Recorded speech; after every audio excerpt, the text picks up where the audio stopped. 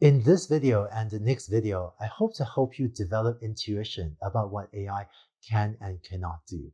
In practice, before I commit to a specific AI project, I'll usually have either myself or engineers do technical diligence on the project to make sure that it is feasible. This means look at the data, look at the input and output A and B, and just thinking through if this is something AI can really do. What I've seen, unfortunately, is that some CEOs can have an overinflated expectation of AI and can ask engineers to do things that today's AI just cannot do.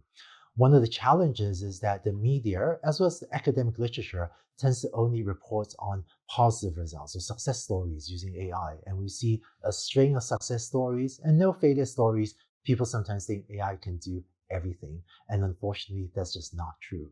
So what I want to do in this and the next video is to show you a few examples of what today's AI technology can do, but also what it cannot do. And I hope that this will help you hone your intuition about what might be more or less promising projects to select for your company. Previously, you saw this list of AI applications, from spam filtering to speech recognition to machine translation, and so on. One imperfect rule of thumb you can use to decide what supervised learning may or may not be able to do is that pretty much anything you could do with a second of thought, we can probably now or soon automate using supervised learning, using this input-output mapping. So for example, in order to determine the position of other cars, that's something that you can do with less than a second.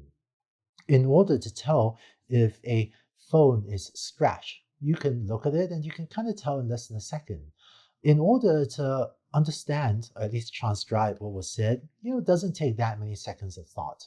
And while this is an imperfect rule of thumb, it maybe gives you a way to quickly think of some examples of tasks that AI systems can do. Whereas in contrast, something that AI today cannot do would be accurately predicting the stock market. Say, predict the future price of some company's stock given only the historical price of that stock. This is something that a person probably can't do in 1 second or even longer than a second, and it's probably not possible to get machine learning to do this accurately either. Let's look in greater detail at this. Say the task we want to tackle is, given the recent price of a stock, that's the input A, predict the price at a future point in time, say a month into the future.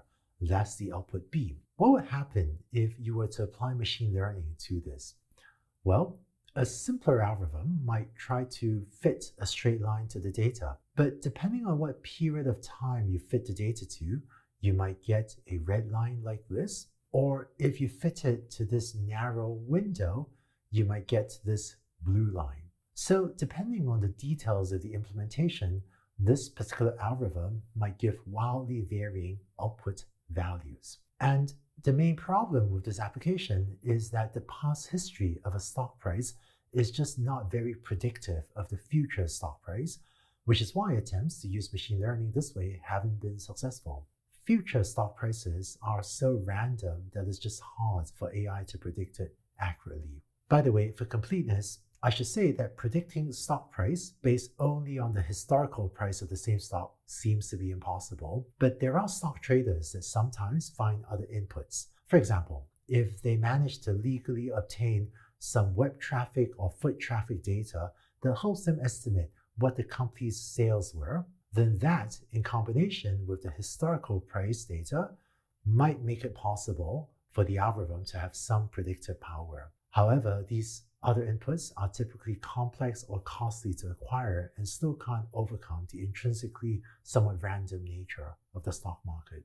To hone your intuition about how to quickly filter feasible or not feasible projects, here are a couple of other rules of thumb about what makes a machine learning problem easier or more likely to be feasible. 1.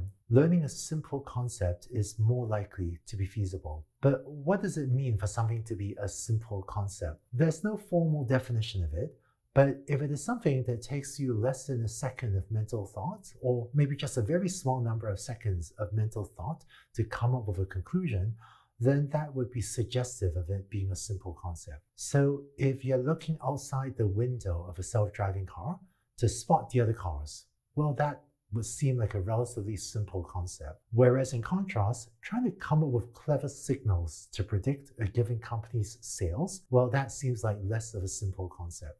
Second, a machine learning problem is more likely to be feasible if you have lots of data available. Here, data means both the input A and the output B that you want the AI system to have in your A to B or input-output mapping. So for example, in trying to determine whether a phone is scratched or not, the input A would be a set of images of phones, and the output B could be a label identifying the phone as being scratched or not scratched. Then if you have thousands of pictures of phones with both A and B, the odds of you building a machine learning system to detect scratches accurately would be much higher.